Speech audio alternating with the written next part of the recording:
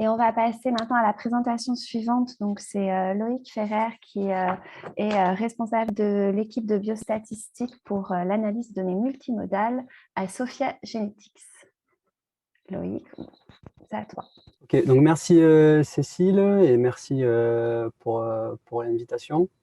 Donc je voulais commencer en m'excusant pour le petit problème qu'on a eu pour la présentation de Mehdi Nkonou, donc qui devait parler de comment on peut intégrer l'incertitude des segmentations d'images pour pouvoir caractériser des caractéristiques radiomiques qui sont robustes et comment on peut intégrer ces caractéristiques radiomiques robustes dans des modèles de prédiction pour que les modèles de prédiction deviennent aussi robustes. On a eu des petits soucis de dernière minute sur la confidentialité de ces travaux-là. Et donc, à la place, je vais vous faire la même présentation que celle qui était initialement prévue, mais elle va juste être un petit peu plus longue. Mais comme Olivier a pris un petit peu de temps, finalement, je pense que ça ira. Il me restera de quoi combler le trou. Donc aujourd'hui, je vais vous parler de prédiction personnalisée, d'outcome clinique chez les patients atteints de cancer. Et on va voir comment on peut calculer ces prédictions-là à partir de données qu'on appelle multimodales. En fait, des données multimodales, c'est des données de différents types et différentes sources de données. Donc là, on va voir comment on peut agréger notamment des données cliniques, des données biologiques, génomiques et des données radiomiques pour calculer ces prédictions-là. Donc, un petit peu de contexte avant de démarrer, donc juste pour présenter qui on est. Donc, moi, je travaille chez Sophia Genetics. Sophia Genetics, c'est une boîte qui a 11 ans. C'est une boîte qui initialement faisait de l'analyse génomique, hein, c'était des experts de la génomique. Et puis, la société a grossi. Aujourd'hui, on est plus de 500 employés. Et à Bordeaux, on a un pôle un petit peu spécial où on fait de l'analyse radiomique et de l'analyse multimodale. Et donc, on développe un logiciel en particulier qui s'appelle Sophia DDM for Radiomics. Et ici, vous avez le workflow d'analyse, le workflow radiomique qui est utilisé à partir de ce logiciel-là. Donc, le logiciel, ce qu'il va faire, c'est qu'il va se connecter au PACS pour récupérer des images de patients, par exemple, atteints de cancer. Le logiciel permet de faire de la visualisation des images. Et donc, on va pouvoir avoir une visualisation 3D des images. Il y a des outils de segmentation qui sont intégrés dans le logiciel. Donc, ça peut être des outils de segmentation manuels, hein, tout simplement. Par exemple, sur des cancers, on va segmenter, on va contourer de façon manuelle des tumeurs. Il peut y avoir aussi des outils, il y a également des outils de segmentation semi-automatiques qui sont implémentés. Donc, les outils de segmentation semi-automatique, concrètement, on fait un clic au milieu de la tumeur, il y a une graine qui est initialisée et il y a un modèle déformable, donc c'est un modèle itératif déterministe, c'est un modèle math, qui va permettre à cette graine de grossir jusqu'à ce qu'elle épouse parfaitement le contour de la tumeur. Il y a également aussi des outils de segmentation automatique qui sont disponibles dans le logiciel. Donc, c'est des méthodes de deep learning qui permettent de segmenter de façon automatique des tumeurs. Donc, une fois que ces segmentations ont été réalisées, le logiciel permet d'extraire des radiomix features, donc des caractéristiques quantitatives de la région d'intérêt, de la zone qui a été segmentée. Donc, on a eu des présentations qui nous ont expliqué quel type d'informations on peut avoir. Donc, c'est des informations de taille, de forme de la tumeur, des informations sur l'intensité des voxels au sein de la tumeur ou sur l'organisation spatiale des voxels au sein de la tumeur, etc. Donc, c'est là où nous, les biostatisticiens, on entre en jeu, puisque nous, on récupère les données, donc les caractéristiques radiomiques qui ont été extraites des images, on va les coupler avec d'autres types de données. Donc, on va les coupler avec des données cliniques, biologiques, génomiques, etc. Et on va faire de l'analyse statistique, principalement, on va faire de la prédiction d'outcome clinique. Donc, on a développé plusieurs applications multimodales donc dans différents types de pathologies, notamment cancer du poumon, cancer du sein, cancer du foie, cancer du rein, cancer du cerveau. Donc là, c'est une liste non exhaustive, mais c'est les principales pathologies sur lesquelles on a pu travailler. Et aujourd'hui, je vais vous parler d'un projet qu'on a en cours qui est sur les cancers pulmonaires et puis d'un projet qu'on a terminé il n'y a pas très longtemps sur les cancers du sein. Et c'est un projet qui est en cours de soumission. Donc, je vais commencer donc sur ces cancers du sein-là. Donc, c'était des patientes avec un cancer du sein triple négatif, ici aussi, comme dans une précédente présentation. Donc, c'était un petit jeu de données, uniquement 57 patientes. Donc, en fait, c'est un jeu de données qui nous sert comme preuve de concept pour ensuite pouvoir aller sur des jeux de données à une échelle un peu plus grosse. L'idée, c'est de montrer que ici, la radiomique et l'analyse multimodale peut avoir un intérêt. Et ensuite, on peut passer sur des jeux de données un peu plus gros si ça marche. Donc, 57 patientes avec un cancer du sein triple négatif unilatéral. Et ces patientes-là, elles étaient traitées par une chimiothérapie néoadjuvante. Donc, l'objectif, c'était de réduire la taille tumorale avant chirurgie. Donc, 57 patientes donc, traitées par chimiothérapie néoadjuvante. L'objectif de la chimio néoadjuvante, c'est de réduire la taille tumorale. Et donc, il y a des données qui auront été collectées chez ces patientes-là avant l'initiation du traitement, donc des données cliniques, des données biologiques, génomiques et des données d'imagerie. En fait, ici, c'était du PET scan qui avait été collecté. Donc, c'est des scans injectés où on introduit un produit de contraste chez les patientes, donc un radiotraceur, pour essayer de détecter les zones qui sont les plus vascularisées. Et donc, l'objectif, c'était à partir de ces données collectées avant l'initiation du traitement, essayer de prédire quelle patiente allait répondre ou pas à la chimio néoadjuvante. Et cette réponse, elle est évaluée au moment de la chirurgie, donc sur le tissu prélevé, où on va évaluer en fait le statut de la réponse pathologique complète. Et donc, on va caractériser est-ce qu'il y a une réponse ou une non-réponse pathologique complète. Donc concrètement, comment ça se passe? Donc les segmentations ici, elles ont été réalisées par les cliniciens, donc sur les images PET scan. Donc ils ont utilisé notre logiciel, DDM4 Radiomix. Et ici, on a deux images d'une même patiente, c'est juste la colorimétrie qui change ici.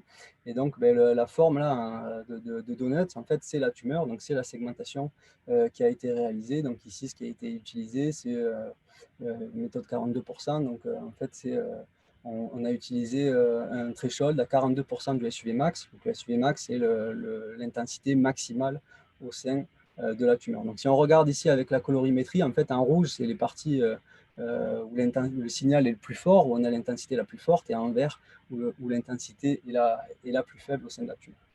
Donc, une fois que la segmentation est réalisée, on a une extraction des radiomix features qui est faite, et donc on a plus de 200 caractéristiques radiomiques qui sont extraites. Elles sont définies par l'IPSI, donc on en a entendu parler tout à l'heure, hein, c'est l'initiative de standardisation des biomarqueurs de l'image qui nous permet en fait d'avoir des biomarqueurs qui sont à la fois reproductibles et qui soient standardisés. Hop. Donc, pour vous donner une vue d'ensemble des prédicteurs qu'on appelle multimodaux qu'on avait à disposition, donc on avait des données cliniques, donc c'est un mot un peu au sens large, avec par exemple le T-stage de la classification TNM. Est-ce que la patiente avait des antécédents familiaux de cancer du sein ou pas? On avait des données issues de l'examen à l'immunohistochimie avec l'expression du P53, du KI67. On avait des expressions génomiques avec certains gènes qui avaient été d'intérêt qui avaient été regardés, le CDC2, le CDC20, le CAPONA2, le MYPL2, un score génomique composite qui avait été calculé ensuite, le Genomic Grade Index. Il y avait des caractéristiques radiologiques qui avaient été collectées, donc ça directement par l'examen du radiologue. Donc le SUV max sur la tumeur et sur le ganglion, donc c'est juste l'intensité maximale en fait observée au sein de la tumeur et des ganglions. Le caractère unifocal ou multifocal de la maladie, etc. Et puis, donc, il y avait nos plus de 200 caractéristiques radiomiques qui peuvent être, comme on a vu dans une précédente présentation, caractérisées en 3 sous-types. Les caractéristiques qu'on appelle de forme au sens large, donc ça va être la taille tumorale avec par exemple le volume, et puis ça va être la forme vraiment métabolique avec la sphéricité de la tumeur ou la non-sphéricité de la tumeur.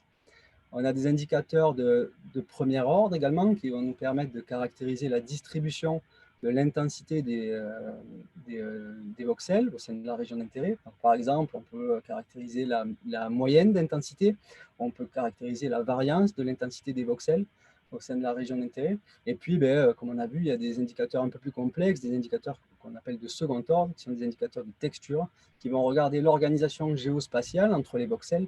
Et donc, c'est par exemple des caractéristiques qui vont nous permettre de montrer si la tumeur est homogène ou hétérogène, s'il y a des parties plutôt proliférantes ou des parties plutôt nécrosées au sein de la tumeur, et où ces zones sont situées au sein de la tumeur, etc. Donc pour la partie méthodologie, sur cette application, voilà comment ça s'est déroulé. Donc l'objectif, je rappelle, c'est de prédire les patients qui n'allaient pas répondre à la chimio néoadjuvante à partir des données collectées avant l'initiation du traitement. On a considéré 3 jeux de données, donc on a fait 3 analyses distinctes. Une première analyse où on a considéré uniquement les données cliniques et le SUV max. Donc, c'est des données qui sont usuellement collectées en routine. Une deuxième analyse où on a ajouté le volume tumoral qui avait été estimé. Et une troisième analyse où on a ajouté, en fait, pas uniquement le volume, mais l'ensemble des caractéristiques radiomiques calculées. Donc, une première étape indispensable, Loïc Durand en a parlé dans sa précédente présentation, c'est la réduction dimension, parce que ici, il y a plus de 200 caractéristiques radiomiques, il y a uniquement une soixantaine de patientes, donc il est indispensable de réduire le nombre de prédicteurs. Pour la partie données cliniques au sens large, donc les données cliniques, génomiques et radiologiques, ça ne pose pas trop de problèmes, ça se fait en accord avec les cliniciens, on peut choisir quels sont les descripteurs qui sont pertinents ou pas dans l'analyse. Pour la partie radiomique, c'est un peu plus complexe, et donc ici, ce qu'on a utilisé, c'est des méthodes de filtrage assez simples. Hop, pour vous donner une idée ici, donc ici c'est la matrice de corrélation triangulaire supérieure, c'est sur une autre application, ce n'est pas sur les cancers du sein, mais l'idée reste la même. Alors, même si on ne peut pas voir le nom des caractéristiques radiomiques, juste l'idée, c'est de voir qu'il y a des groupes de caractéristiques radiomiques qui sont corrélées entre elles positivement en bleu ou négativement en rouge. Et donc, l'idée, c'est qu'on va essayer de réduire la dimensionnalité en définissant, par exemple, pour un groupe de features, une seule feature qui va caractériser le groupe de ces features corrélées. Donc, il peut y avoir des méthodes super simples. Par exemple, on regarde les corrélations 2 à 2 entre features et puis on définit un seuil. Et puis, pour les corrélations qui dépassent un certain seuil, on va uniquement garder une feature parmi les deux. Il peut y avoir des techniques basées sur du clustering. Par exemple, ici, du clustering hiérarchique où on définit un nombre de clusters et puis on va garder une feature qui va définir chaque groupe de clusters. Donc, une fois qu'on a cette réduction de dimension qui a été faite, il y avait une seconde étape qui était indispensable, c'était le management des données manquantes. Donc, sur ce jeu de données, il n'y avait pas de données manquantes sur les caractéristiques radiomiques, puisque c'est nous qui les calculons, mais il y en avait sur les caractéristiques cliniques. Et donc, ce qu'on a utilisé, c'est des méthodes d'imputation. Donc, il y a des méthodes d'imputation super simples qui peuvent être utilisées en supposant qu'on a des données manquantes complètement aléatoirement, des données de quart. Donc, par exemple, on peut imputer la moyenne des valeurs observées au sein du jeu de données ou la médiane des valeurs observées. Et puis, il y a des méthodes un peu plus avancées où on va regarder la distribution conditionnelle entre variables. Et donc, on peut faire de l'imputation simple ou on peut faire de l'imputation multiple où on ne va pas imputer une seule valeur et on va imputer plusieurs valeurs à partir de la distribution conditionnelle entre variables. Donc ici, c'est ce qui a été utilisé.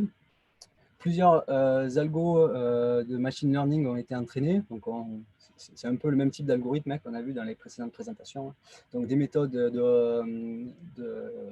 des régressions logistiques avec des méthodes de régularisation, donc la Ridge et la StickNet, des arbres de décision binaires, des machines à vecteur support, des méthodes de bagging avec des forêts aléatoires ici, puis des méthodes de boosting. Ici, c'était du stochastique gradient boosting. Ce qu'on a cherché à optimiser après discussion avec les cliniciens, c'était l'air sous la courbe ROC.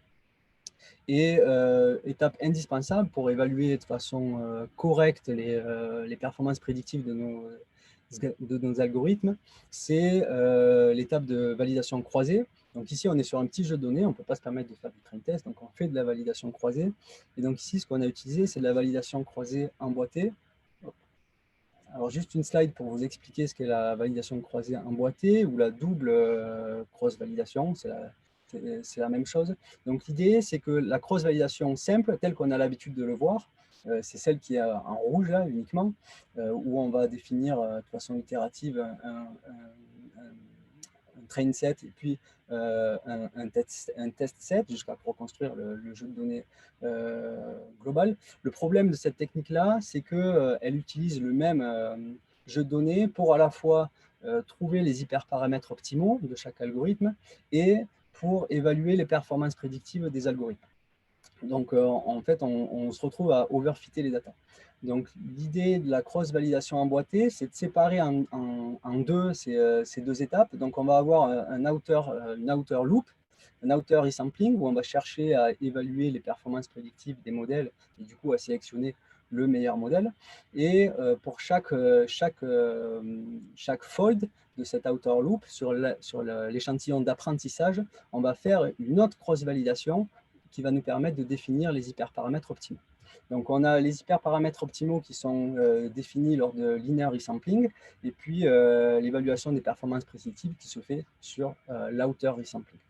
En faisant ça, on peut calculer de façon non biaisée les performances prédictives de nos modèles.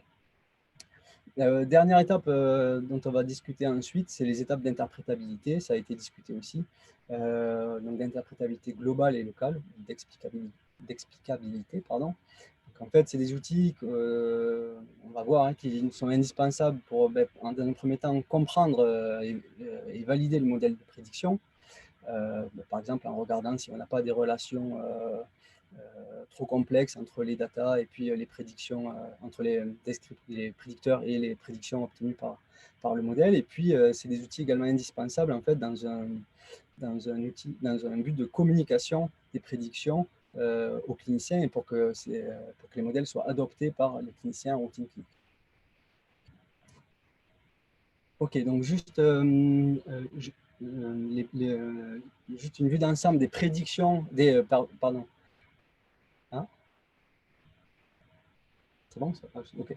Pardon. Juste une vue d'ensemble des performances prédictives obtenues par les algorithmes. Donc 57 patientes dans le jeu de données, 37 patientes avec une réponse pathologique complète, donc 21 patientes parmi les 57. Et donc, on avait notre premier modèle qui avait été entraîné avec les données cliniques et le SUV max. On avait un AUC à 0,68. Dans le deuxième modèle où on ajoutait le volume tumoral, on montait à 0,72. Et puis, dans le dernier modèle où on ajoutait les caractéristiques radioniques complètes, on grimpait à 0,82. Le meilleur modèle à chaque fois ici, c'était une machine à vecteur support avec un noyau linéaire. Bon, c'était le cas sur ce jeu de données-là. Ce n'est pas toujours le cas. C'est vrai que nous aussi, très régulièrement, c'est plutôt des forêts aléatoires qui sont sélectionnées. Mais là, sur ce jeu de données en particulier, c'était ce modèle-là. Donc, si on se focalise sur les performances prédictives obtenues à l'aide des données multimodales, en incluant les données radioniques, donc on avait une sensibilité, une spécificité autour de 70%, un AUC à 0,82 avec un intervalle de confiance à 95% obtenu par Bootstrap entre 0,69 et 0,94. Donc ici, il y a la matrice de confusion moyennée qui est représentée. Donc chez les patientes qui ne répondaient pas, on a identifié bien 26 sur les 36. Et chez les patientes qui répondaient, qui avaient une réponse pathologique complète, on identifiait 15 patientes parmi les 21. Donc une fois qu'on a vu les performances prédictives, donc l'étape indispensable, c'est essayer d'interpréter les résultats du modèle. Donc une première étape, c'est de regarder quelles sont les caractéristiques qui ont le plus contribué dans le modèle de prédiction. Donc pour ça, on va utiliser des méthodes de permutation. L'idée, c'est qu'on va permuter les valeurs de chaque caractéristique et on va regarder à quel point ça dégrade les performances prédictives de notre modèle.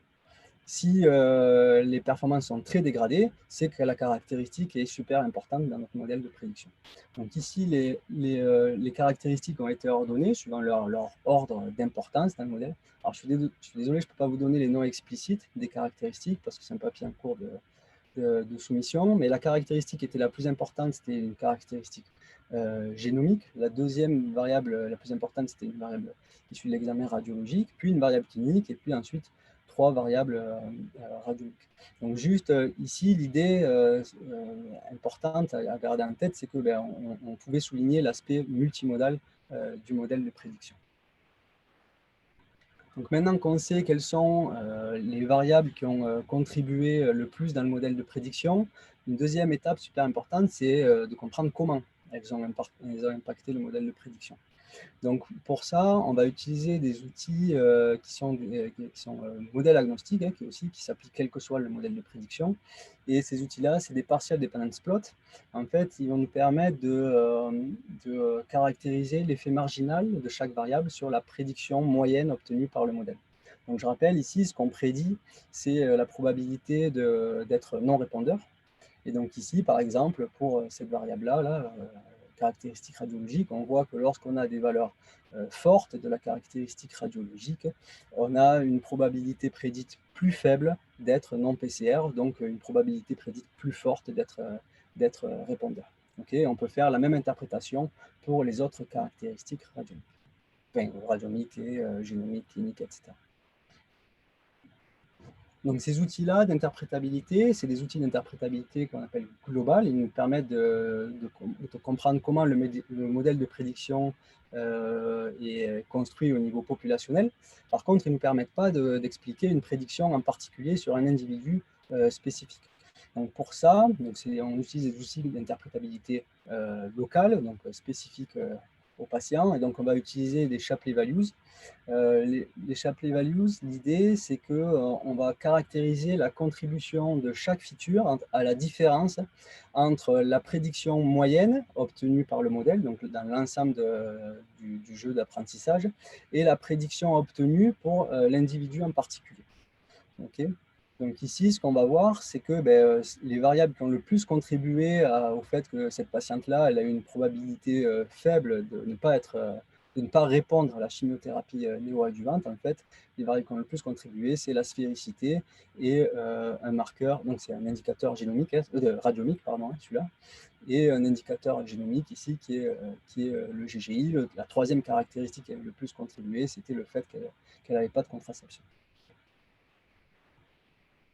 Ok, donc pour résumer, voilà, ces outils d'interprétabilité, qu'ils soient global ou local, en fait, d'explicabilité, en fait, ils nous permettent de comprendre comment le modèle de prédiction a été construit et surtout, ils nous permettent de communiquer ensuite aux cliniciens comment il est construit, comment sont obtenues les prédictions et c'est plus simple pour avoir une adoption de nos outils par les cliniciens en routine clinique.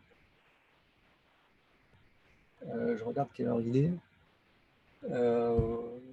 Ouais, je vais passer assez vite sur cette slide-là. Juste, ce qui nous a intéressé ici, c'est de voir si le statut de la PCR, la réponse pathologique complète, était associé avec le risque de rechute ou décès post-chirurgie, donc la DFS. Et donc ici, on avait fait une stratification entre les patientes qui avaient eu une PCR en orange et les patientes qui n'avaient pas eu une réponse pathologique complète en bleu. Donc il y avait une claire distinction entre les deux profils de DFS. Donc ça, c'est suivant les statuts de la réponse pathologique complète observée. Et là, c'est la même chose, mais suivant les statuts de la réponse pathologique complète prédit. Et donc, même chose, voilà, on voit que les statuts prédits de la PCR sont associés à des profils de DFS différents. Je vais aller assez vite sur cette étape-là. Donc, juste brièvement, un mot sur ce projet qui est en cours. C'est notre projet, donc pas chez des patients atteints de cancer du sein, c'est chez des patients avec un cancer pulmonaire. C'est un gros projet qui a été développé. C'est une étude multicentrique internationale où on a recruté, on est en train de recruter 4000 patients avec un cancer pulmonaire non à petites cellules au stade métastatique. Et ces patients-là, ils sont traités en première ligne de traitement. Donc, il y a 3 cohortes qui sont construites. Une cohorte où ils sont traités par immunothérapie, pembrolizumab, une où ils sont traités par immunothérapie et chimiothérapie en combinaison, et une cohorte où ils sont traités par chimiothérapie uniquement.